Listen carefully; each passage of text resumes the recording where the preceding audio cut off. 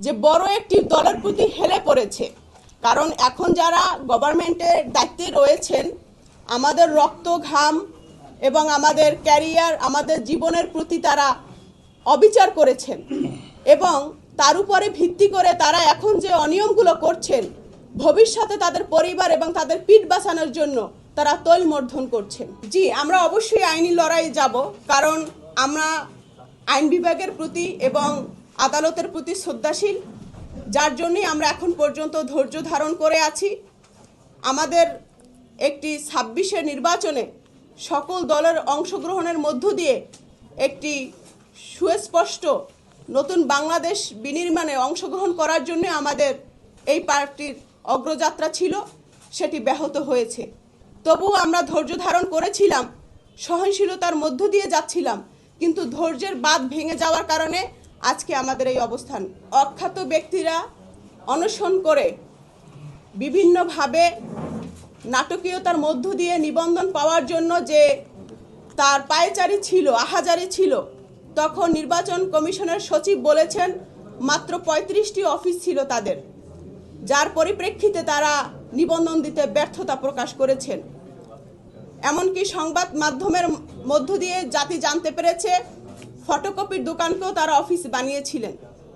আমরা যখন দেখলাম যে একটি বড় দলের বড় নেতা এসে তাকে পানি খাইয়ে অনশন ভঙ্গ করিয়েছে, তার ২-৩ দিন পরই তিনি নিবন্ধন পেয়েছেন। এটি দ্বারা স্পষ্ট হয় যে বড় একটি রাজনৈতিক দলের প্রতি তারা হেলে পড়েছেন। দেখুন, আপনার কাছে যেটা সামান্য মনে হয় সেটি রাষ্ট্রের কাছে একটি আইন, যে আইনের মধ্য দিয়ে এখনো ১২৩টি রাজনৈতিক দল নিবন্ধন পায়নি। তারা এখনো আন্দোলন সংগ্রাম করে যাচ্ছে, চেষ্টা চালিয়ে যাচ্ছে শর্ত পূরণ করে নিবন্ধন পাওয়ার জন্য। যদি তাই হতো তাহলে আমার এই ২৫,০০০ প্লাস নেতাকর্মীদেরকে পরিশ্রম করিয়ে একটি ট্রাক ভরে ৫১,০০০ প্লাস ডকুমেন্টস নিয়ে আমি নির্বাচন কমিশনারের কাছে যেতাম না। আমি ১,০০০ নেতাকর্মীদেরকে নিয়ে নির্বাচন কমিশনারের অফিসের সামনে অনশন শুরু করে দিতাম। তাহলে আপনি আইনের বিষয়টা তুচ্ছ করে, নিয়ম নীতিকে তুচ্ছ করে যদি এটা সামান্য বলে থাকেন, সেটি আপনাদের সাংবাদিক ভাষায় কি বলে সেটি আমি বোধগম্য নই।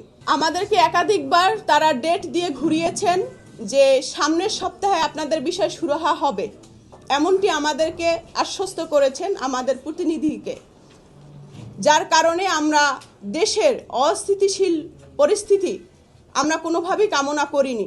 কোনো ধরনের উচ্ছৃঙ্খলতা, কোনো ধরনের বিশৃঙ্খলা, জনগণকে কষ্ট দেয়া, এই ধরনের কার্যক্রম থেকে নিজেদেরকে সংযত রেখেছিলাম। ঠিক এই মুহূর্তে আমাদের কনসার্ন হচ্ছে আমাদের দলের নিবন্ধন নিয়ে এবং এর পরবর্তীতে আমাদের সিদ্ধান্ত গণভোট নিয়ে, এবং তার পরবর্তীতে আমরা রাজনৈতিক দল হিসেবে কোন দলকে সমর্থন দিব সেটি আমাদের সময় নিয়ে সিদ্ধান্ত নিয়ে আপনাদেরকে জানাতে হবে।